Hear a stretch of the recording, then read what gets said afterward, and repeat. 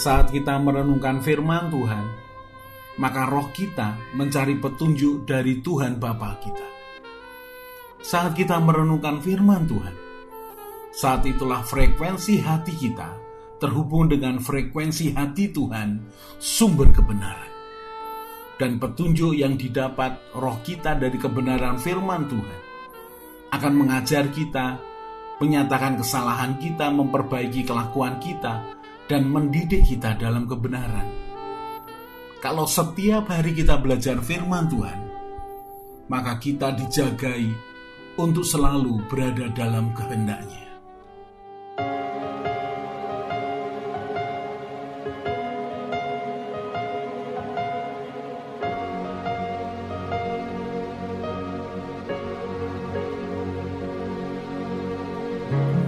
Bapakku datang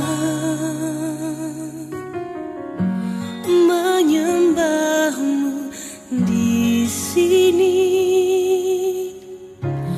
Ku percayakan ada bagiku. Tak usah ku takut, sebab Kau sertaku. Tak usah ku bimbang, Kau di dalamku. Tak usah ku cemas, Kau penghiburku. Saat ku lemah, Kau kuatku.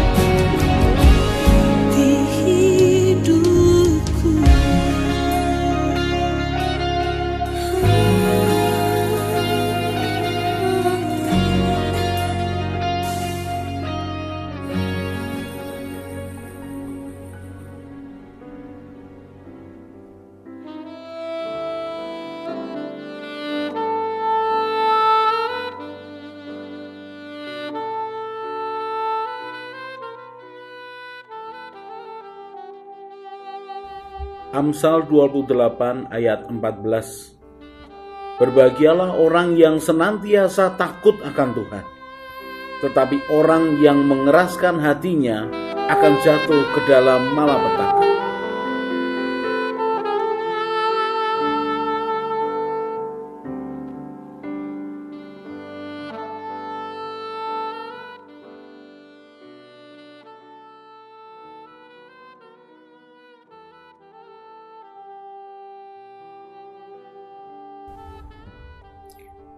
Kalau kita membutuhkan satu jawaban dari pertanyaan yang sulit, apa yang muncul dalam pikiran dan hati kita? Kita mencoba mencari jawabannya dengan segala cara. Di zaman sekarang kita tinggal googling, buka internet, masuk Google, lalu mengetikkan akan clue tulisan pertanyaan yang kita butuhkan, kemudian kita tinggal menyortirnya, akan muncul dalam waktu sekian detik puluhan, ratusan, bahkan ribuan jawaban sesuai dengan tulisan yang kita cari. Kemudian kita mesti melihatnya satu demi satu, mesti menyaringnya. Dan kalau kita tidak punya kebiasaan untuk menyaringnya dengan baik, menganalisanya dengan baik, maka internet itu semakin membuat kita tambah pusing karena begitu banyak pro dan kontra dan begitu banyak hal yang dimunculkan. Butuh yang namanya hikmat untuk bisa mengetahui akan hal itu, butuh yang namanya hikmat untuk bisa mengambil sari-sari dari kehidupan, sari-sari dari suatu permasalahan. Kalau kita membutuhkan sesuatu menjadi jalan keluar atas masalah kita, maka kita cari kemana? Mungkin kita tanya kepada orang yang lebih pintar, lebih berpengalaman, atau mungkin kita cari kepada buku-buku, atau mungkin kita cari kepada internet sekali lagi. Dan kemudian muncullah puluhan, ratusan, bahkan ribuan kata yang sama, pembahasan yang sama dari puluhan, ratusan pemikir. Kemudian kita harus memilih mana yang benar. Kalau kita membutuhkan hikmat, kita akan belajar yang paling utama adalah mencarinya dari Tuhan. Yakobus pasal yang pertama ayat yang kelima dikatakan, tetapi apabila di antara kamu ada yang kekurangan hikmat, hendaklah ia memintakannya kepada Allah yang memberikan kepada semua orang dengan murah hati dan dengan tidak membangkit-bangkit, maka hal itu akan diberikan kepadanya. Hendaklah ia memintanya dalam iman dan sama sekali jangan bimbang, sebab orang yang bimbang sama dengan gelombang laut yang diombang-ambingkan kian kemari oleh angin. Orang yang demikian janganlah mengira bahwa ia akan menerima sesuatu dari Tuhan. Saya perhatikan, kalau kekurangan hikmat, minta kepada Allah. Mengapa? Karena dia sumber hikmat, dia murah hati. Dan meminta dengan iman, jangan bimbang. Karena kalau kita bimbang, kita tidak terima apa-apa. Mengapa hikmat harus dengan iman? Karena kita meminta kepada Allah yang harus kita percayai dengan iman, bukan dengan logika kita. Kita mencari Tuhan yang spiritual, dan itu membutuhkan iman, membutuhkan percaya kita. Dan itulah sumber kehidupan. Itulah sumber kehidupan. Dikatakan di dalam Ayub pasal yang ke-28 ayat 28, tetapi kepada manusia ia berfirman, sesungguhnya takut akan Tuhan itulah hikmat, dan menjauhi kejahatan itulah akal budi. Perhatikan, takut akan Tuhan itulah hikmat. Apa itu takut akan Tuhan? Takut akan Tuhan adalah hidup menurut jalan yang ditujukan oleh Tuhan. Mengasihi Tuhan, beribadah kepada Tuhan dengan segenap hati, dengan segenap jiwa, berpegang pada ketetapan ketentuan Tuhan atas semua permasalahan yang kita hadapi. Itulah takut akan Tuhan. Dan ternyata itulah yang memunculkan yang namanya hikmat, pengetahuan ilahi yang mendampingi kita untuk menyelesaikan masalah, untuk mencapai tujuan dengan benar. Hikmat, saudara. Hikmat juga dipakai untuk memecahkan satu masalah. Dan perhatikan, hikmat berasal dari takut akan Tuhan. Mazmur pasal yang ke-25 ayat yang ke-12 dikatakan, siapakah yang takut akan Tuhan? Kepadanya Tuhan menunjukkan jalan yang dipilihnya. Perhatikan, Mazmur 25 ayat yang ke-12. Siapakah orang yang takut akan Tuhan? Kepadanya Tuhan menunjukkan jalan yang dipilihnya. Saudara, kalau saya dan saudara membutuhkan jalan mana yang dipilih, maka takut akan Tuhan akan memberikan kita jalan, memberikan kita hikmat. Memang takut akan Tuhan tidak bisa dibangun dalam waktu sehari 2 hari, seminggu 2 minggu. Itu harus dibangun terus menerus dari hari-hari, dari minggu-minggu, dari bulan ke bulan. Sampai itu menjadi kebiasaan yang mendarah daging dalam hidup kita. Pikiran kita berisi kebenaran. Pertimbangan kita berisi tentang pertimbangan Tuhan. Renungan demi renungan yang kita bawa setiap hari dalam mencari Tuhan, itu akan memberikan titik-titik tertentu yang ilahi yang kita butuhkan pada saat tertentu. Ada satu titik lagi yang kemudian ketika kita berjalan melangkah satu demi satu, maka itu jalan yang ditujukan Tuhan kepada kita yang takut akan Dia. Jadi kalau sampai kemudian kita tersesat, jangan-jangan kita ingin mengambil keputusan dari pertimbangan kita sendiri. Kita anggap jalan itu baik, jalan itu aman, jalan itu akan membawa kepada kehidupan, jalan itu menjanjikan. Kemudian dengan pertimbangan manusia saja kita ambil keputusan mengambil jalan itu.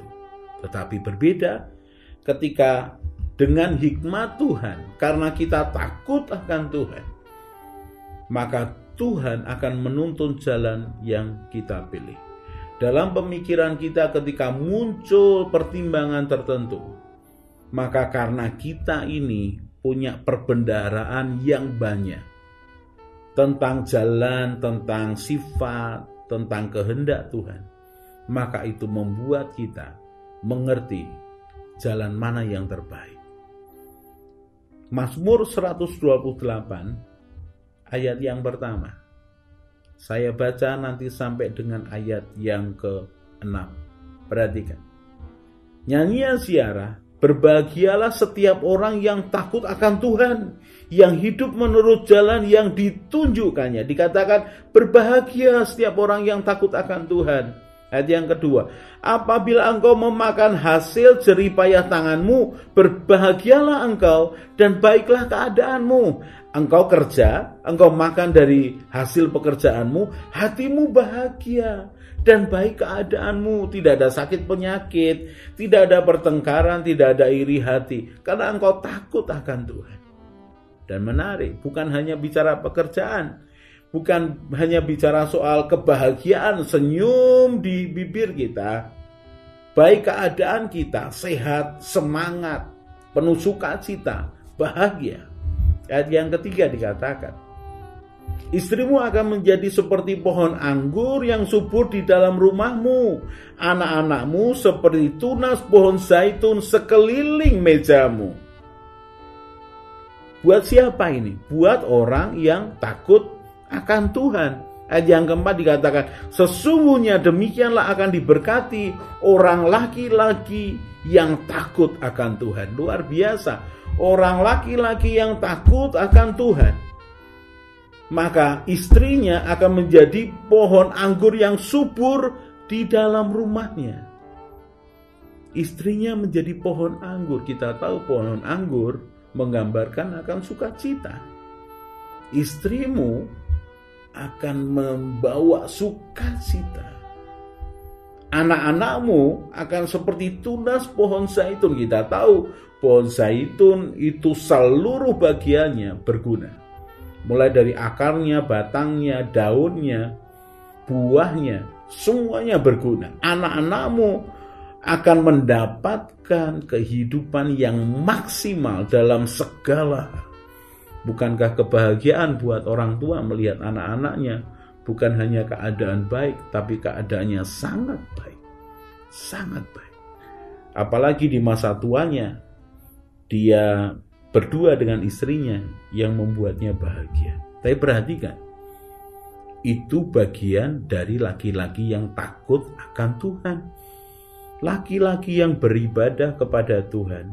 Laki-laki yang mengasihi Tuhan. Laki-laki yang dengan segenap hati dan segenap jiwanya berpegang pada perintah Tuhan. Upahnya luar biasa. Ayat yang kelima. Kiranya Tuhan memberkati engkau dari Sion supaya engkau melihat kebahagiaan Yerusalem seumur hidupmu. Mazmur 128 ayat yang ke-6, ayat yang terakhir. Dan melihat anak-anak dari anak-anakmu, melihat cucu-cucumu, damai sejahtera bagi Israel. Saudara perhatikan, orang yang takut akan Tuhan, bukan hanya dia dapatkan jalan keluar, bukan hanya dia dapatkan hikmat, dia juga mendapatkan akan setiap keputusan yang benar untuk hidupnya, dan upahnya adalah keluarga yang bahagia. Mari takut akan Tuhan, supaya keadaan kita baik, bahagia, sukacita, masa depan kita baik, bahagia, sukacita, anak-anak, anak cucu kita keadaannya baik, bahagia, sukacita.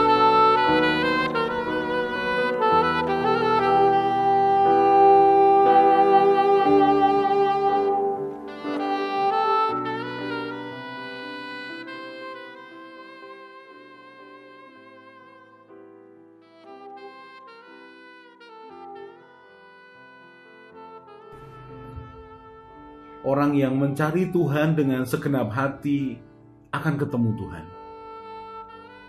Orang yang percaya dan mengandalkan Tuhan akan seperti pohon yang ditanam di tepi aliran air.